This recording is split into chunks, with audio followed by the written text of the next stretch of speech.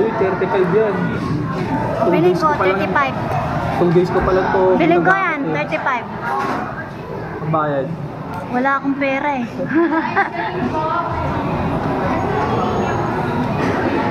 Pag nag-analyze ka, laksan mo ah. Sakto lang. Kailangan tayo maging ano. Presentable. Yung iba nga naka-microphone pa eh. Analyze ko. Yan yung alaga niya, lagi niyang dala. Best friend yan.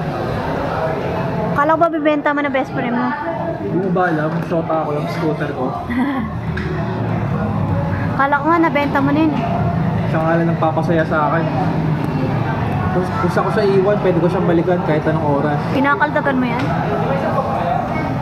Kasama ko yun sa pagligo. Habang tulong. Pag naliligo ako, kasama ko yun eh. Siya nga unang-una ko pinapaliguan ng scooter bago ako eh.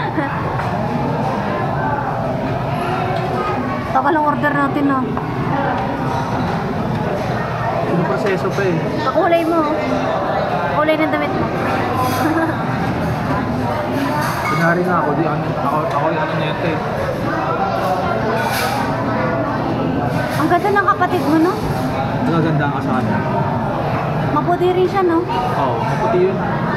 Matangkad yun eh. Kami lang dalawa matangkad eh. Kaklase pala siya ni ano, ng boyfriend ko.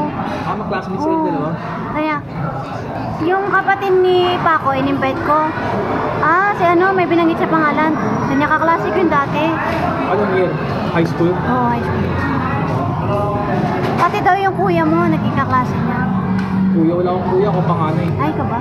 Kapatid mo daw na Marcel, lalaki. magka-batchmate silang dalawa ng kapatid ko eh. Si Oo nga. Marcel, tsaka yung kapatid ko babae. Oo, yun. Magka-schoolmate sila.